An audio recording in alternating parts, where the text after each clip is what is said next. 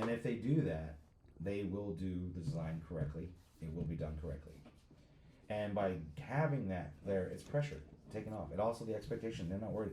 Is he mad at me? Is he happy with the level of my output? Am I profitable enough? Because like I get to be the bad guy on that. Like I know how much. So let me ask you this, right? And you might know the answer to this, right? But why is like it seems like according to people you listen to, like the Romans made the best concrete ever, and we haven't like figured out how to make the concrete so I good. can tell you why. Why? Little chunks of limestone inside of it. So what happened? So how come we don't do that now? So it's they used volcanic ash. Well, they just didn't know. No one thought about this until they figured it out. One, they used volcanic ash, which there's a limited supply of that. yeah. I mean that's a good thing, right? Yeah. So the volcanic ash had a lot. That was like secret sauce, so to speak. A little bit, but the big thing was they would use chunks of lime in their mixture. Okay. And the reason you do that is when there's a fissure that happens with concrete, which is going to happen because water is uncompressible. So when it expands to ice, it's got a lot of power. Like you can use water to move metal if you really want to. And steam's compressible, but water isn't. I guess the phase of matter does matter, but what happens is water will get into the concrete, it will freeze, it will crack, it splits the concrete. By having these little chunks of limestone, well then the water hits the little limestone chunk, and then that limestone fills back into the crack. Okay. So it's like a self-healing kind of concrete. Now we've made better concrete than the Romans. It's just expensive. So a lot of things to do with concrete is a reaction with the salt, right? That's literally what's going on, and it's a perfect. If you did concrete perfectly, you use the least amount of water possible, because that does impact strength. But you can do things like use latex. There's lots of things you can do. Now, what they do is on these big buildings, no.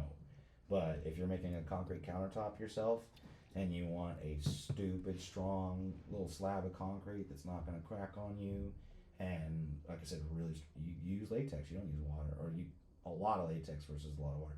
You need the water for the salt chemical reaction, or the chemical reaction for the salts, but you need to liquid to mix it.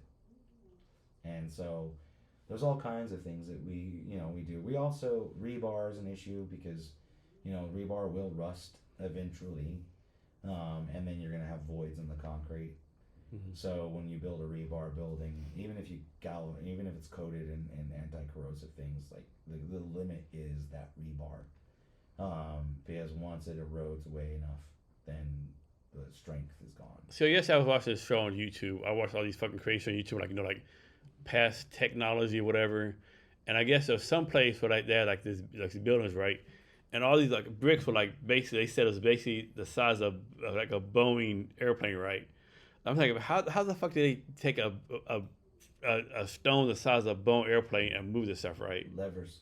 There's a video on YouTube. Back then though? Oh yeah, there's a video of YouTube. He's an Amish man that's been taught this, or I don't know if he's Amish, but he was taught by the Amish how to move a barn with a rock by himself. He also built Stonehenge replica by himself. Yeah. And it's just like little things like, how do you get? So how can we not do that now though? It's lost tech. That's lost art, lost tech. There's no continuity in that data. They didn't have a CIO to keep it around. I mean, obviously, the pyramid is there, right? Obviously, someone built it. Something happened, right? Well, and I think in the water, actually, because they found those new reservoirs. I saw that. Yeah. So the river, they floated it down the river directly to the pyramid, and so that makes it make way more sense. You can just float versus 1,000 men carrying on their back, right?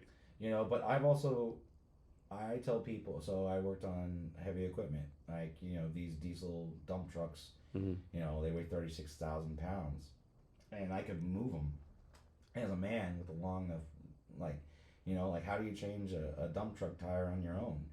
You're either really, really strong, or you go get a 6-foot wrought iron bar, and every foot you magnify the leverage that you're applying, like, I think tenfold. It's ridiculous. That's why breaker bars and mechanics work. The bigger the length on it, the more in pressure you're applying. It multiplies every foot. I just man, what have you lost from the back in the day, right? I guess the biggest thing that the Library of Alexandria burned down, all the tech knowledge. Like, how much knowledge have you lost Yeah. just during, like people didn't pass it on, or the case may Well, be, let's right? go a better case, even more recent than that. I grew up on a goat ranch, so I grew up with the benefit, and my grandma was had her garden, and so we knew how to grow food. It was less than 100 years ago that almost everybody knew how to grow a garden. Almost everybody knew a little bit about their food and how to I make mean, I it, remember and that's not the case yeah, I remember. I anymore. remember growing watermelon when I was younger. Right, growing watermelon, tomatoes. I remember growing gardening. I remember growing my own like stuff. Yeah, just because. People don't know. We used to be able to just walk around the woods and know what could be used. Like mountain lettuce is natural aspirin. If you know what mountain lettuce is, then you can go and get it, and you can do your own. You can rub it on there and take care of it. So there's lots of things we've lost because these new chemicals or these easier things, these quick access things, came about, and so we're like, oh, I don't need to do this anymore. Yeah. But So the wood fire or the what are they called? The wood fire lodge, or there's a series of books that's mhm, nothing but old school skills. yeah. So Uh, so first to fifth grade, I lived in town Gonzales, Texas, like 7,000 people, right? We live across from a chicken factory, right? So like, and once we a chicken would escape kind of yard, right? We get it and we would pluck it, right? Like, how many people know how to fucking cut the head off a chicken exactly. and pluck the feathers, boil it, Wring right? its neck. I was taught that. Yeah. You just go Yeah. grab the chicken. I'm Also, confident I could do that today, right? And I grew up on a goat ranch, and they were mostly goat's milk, but we had feeder goats that were going to be eaten, and my mom showing me so halal and kosher food I Yeah. have a problem with only because I've had to do the slaughter. Yeah. You have to bloodlet, right? And so you got to cut their throat. Yeah. Well, and their heart has to be beating. Yeah. So how do you do that to an animal that you helped raise? Well, that's part of those skills that you just realize it is food at some point, but you Yeah. can make it to where they don't suffer. So like I learned lots of things. I told people I know where my food comes from because I've. Isn't done it crazy? Like people are like, oh, I'm against hunting. I'm against this. Like, Why? you're eating a fucking hamburger right now. What the fuck are you doing, right? Yeah, or even people against guns. I mean, there's a reason why we got them. They are a tool. Unfortunately, they can tools. I mean, you can do more. Every tool can be bad. A keyboard is more dangerous than a gun. Oh, goddamn right. The pen is mightier than a sword, and I don't think people realize what that meant. Yep. Words are powerful. Very powerful. Way more powerful than a gun. And Yeah. it's the most protected thing that we have right now. Look, I mean, that's what's going on in Seattle right now with the protests. Yes, everyone has the right to First Amendment, but some people are out here doing some Nazi crap, and other people aren't. Yeah. And then other people are just wanting to oppress other people or not let other people's voices heard. So it's like, yeah, we all have these rights, but there's a lack of critical thinking on some things. It's like when you say the fire thing. No, it's not against the law to say fire. But the moment someone gets trampled because you said fire, Mm-hmm. now you have a problem. Yeah. But I just, when it comes to food, even when I like to engage. I'm a meat eater. I'm never gonna not eat meat. I have slaughtered them. I know what it takes. I still know where my food comes from. Yeah. And then you talk to vegans, and they're like, "Oh, what about this and that?" So I was like, "Well, I mean, we've got proof that plants talk to other species, not even themselves. There is, yeah. We've There's got that proof. that they have feelings. We've got proof that they are conscious. So I mean, all these plants. I mean, I'm on all these plants are interconnected, right? All the roots talk, all that kind of stuff, right? to the mycelium layer, mushrooms help communication through different species. It's insane. Science is cool, but when your goalpost is I don't eat anything that's sentient, I'm like, well, plants are sentient. Where's the argument now? So you're gonna starve? You You're gonna take fucking? Are you gonna make all your food in the laboratory or something? right? And I'm one of those people that thinks that I don't know if it's a normal creator. I'm a possibilian when it comes to spirituality. That's where my concept of knowledges appear. You can add a plank. You cannot cover the ocean, so you can't know everything. You can't. It's not possible. It's physically not possible. Because there's things that happened way before. We're not there to look at that now. And there's going to be things that happen way in there. We're not there. You can't know. So, I just think Mother Nature figured something out. And I know that only, when it comes to certain things, I don't fight that. Is there anything you do not eat? Out of choice,